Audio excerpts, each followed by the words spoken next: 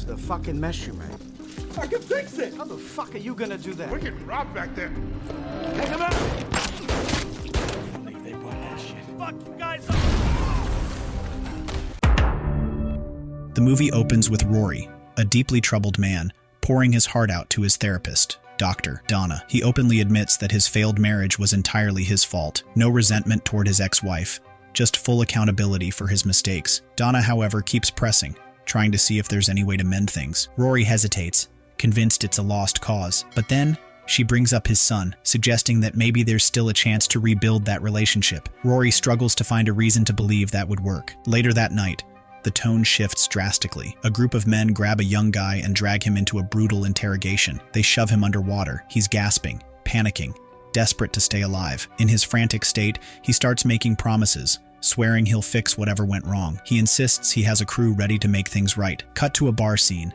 Several guys are unwinding over drinks. The atmosphere is relaxed until Scalvo makes a call to Mr. Kelly, ordering him to hand the phone to Kobe, who's sitting right there. Kelly follows orders, and Scalvo's tone turns serious. He tells Kobe to leave immediately if he's really serious about wanting a job. Kobe doesn't hesitate. He ends the call and heads out. Meanwhile, three men are deep in discussion, strategizing a bold plan to rob the mayor at an upcoming event. They've mapped out every step, every detail. But then, Rory throws them a curveball. He demands a very specific payment of exactly $3,240, not a cent more or less. It's an oddly precise amount, and despite being just over $3,000, he refuses to negotiate. He even threatens to back out if they don't agree. Left with no choice, they reluctantly accept, and the planning continues. The approach? Sneak in through the water and grab the stash of cash. Sounds easy, right? Fast forward to the night of the heist. The crew is on a boat, but things go south fast. The boat gets stuck, and water starts pouring in. Somehow, they manage to get it back on course and reach their target. Storming into the restaurant, masked and armed, they expect a quick, clean job, but there's a problem. Way more staff than anticipated. Instead of 6 people, the kitchen is packed with workers. Kobe takes charge. He rounds up the terrified staff and locks them in the freezer. With that handled, the team moves to the spot where the money is supposed to be, only to realize they're too late. Most of the cash had already been taken earlier. Their delay has cost them big. Tension escalates fast. Suddenly, a chef pulls a gun and fights back. Scalvo wrestles him down, but in the struggle, his mask slips. His face is exposed. Now, things get even more chaotic. The team moves deeper into the building, where they find the mayor and his group. They demand valuables, jewelry, gold, anything worth taking. Mayor Melly tries to hide his gold, but Scalvo catches him and forces him to hand it over. Then, everything spirals out of control. Gunfire erupts. Chaos takes over. One of the gang members is shot. Scalvo doesn't make it. Rory and Kobe manage to escape, but Kobe is badly wounded and struggling to move. Despite his injuries, Kobe insists they take a key from a police officer. While driving, he suddenly gets a bad feeling. He tells Rory that someone might be hiding in the back of the truck. Rory isn't convinced, but they check anyway. Sure enough, they're met with gunfire. Meanwhile, back at the crime scene, Detective Frank arrives. A sharp and unconventional investigator, he starts piecing things together, questioning witnesses. The mayor tells him about a stolen heirloom, an important bracelet passed down from his grandfather. As for Rory and Kobe, they manage to steal a car and head to a hideout. Rory calls Richie, one of their crew members, delivering the grim news. Scalvo is dead, and Kobe is in bad shape. Rory also demands his payment immediately. Richie tells him to lay low and promises to send a doctor. But Detective Frank isn't letting this case go. He tracks down Richie, convinced he knows more than he's letting on, especially about Scalvo. Frank presses hard, trying to get something out of him, but Richie plays dumb, denying any involvement. Frustrated, Frank leaves, but he's far from giving up. At the hideout, Rory and Kobe unload the stolen money, along with a few pieces of jewelry, including the mayor's gold bracelet. While waiting for the doctor, Rory finally opens up, talking about his financial struggles, mounting legal troubles, and how everything has wrecked his relationship with his son and ex-wife. Kobe, in turn, shares his own story, talking about the close bond he had with his brother, how much they looked out for each other. Their conversation is interrupted when a man and a woman arrive, claiming to be doctors. They check on Kobe, but their interest quickly shifts to the stolen goods. Disappointed by the small cash haul, their eyes light up when they spot the gold bracelet. Tensions skyrocket. Guns come out. But Rory and Kobe had planned ahead. The place was rigged to leak gas,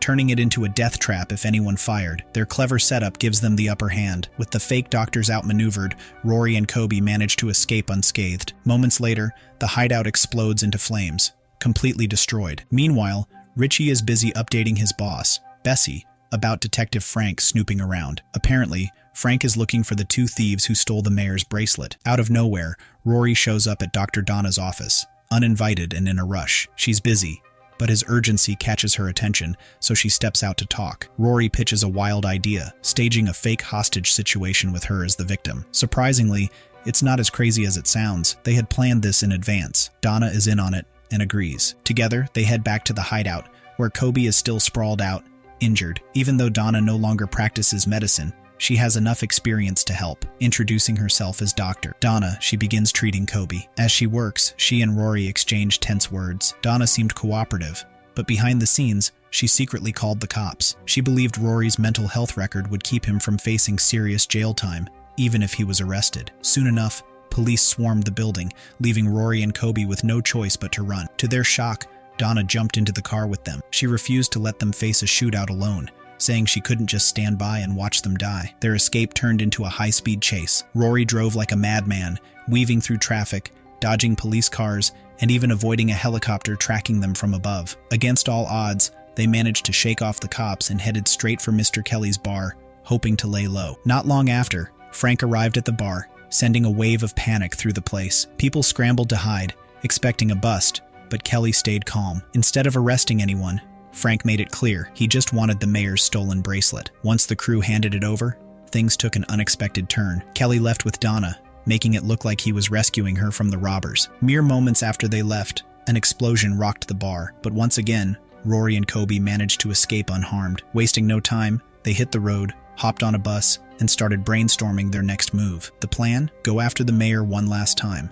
this time disguised as firefighters, to finally secure a big payday. Once they reached Boston, they executed their plan with precision. Chaos erupted as real firefighters arrived, rushing the mayor to safety. Meanwhile, Rory and Kobe climbed the stairs, ignoring the frantic shouts behind them. They burst into the mayor's office and locked the door. Inside, they found Attorney Allen, frozen in place, looking like he wanted to be anywhere but there. They cracked open the safe, finding it packed with cash. Allen, desperate to save himself, tried to bargain, but before he could get far, gunfire erupted outside, bullets ripping through the office. Somehow, Rory and Kobe avoided serious injury, though Kobe took a minor hit. Then, there was a knock at the door. Dr. Donna. She walked in, calm but cautious, and sat with them. Instead of panicking, she started asking questions, focusing mainly on Rory. When she asked how he was holding up, Rory admitted he didn't want to die. Kobe echoed the same sentiment. In that moment, both men let their guard down, showing a rare glimpse of vulnerability. Overwhelmed,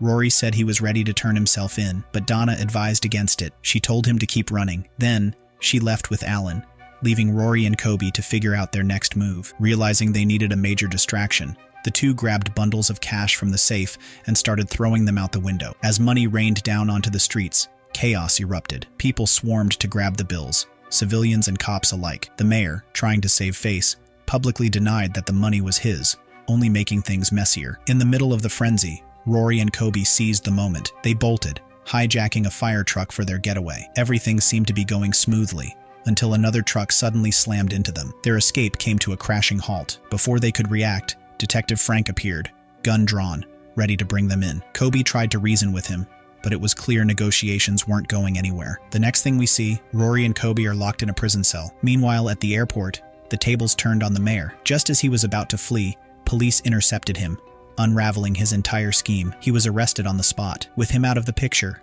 the Chinese candidate rose to power, becoming the new mayor. Back in prison, Rory and Kobe's luck took a turn. Thanks to key evidence they had handed over to Frank earlier, they were released. But their stolen money? Long gone. They had no choice but to accept their losses. Once they were free, the two men parted ways, each heading toward an uncertain future. Kobe sought out Dr. Donna, maybe for guidance, maybe for closure. Rory, on the other hand, went to see his son. When they finally stood face to face, neither of them spoke. Instead, they just looked at each other, silence heavy with emotion, regret, pain, and maybe, just maybe, a tiny spark of hope for a fresh start. And that's the story. Don't forget to like and subscribe for more. Oh. Need a boots.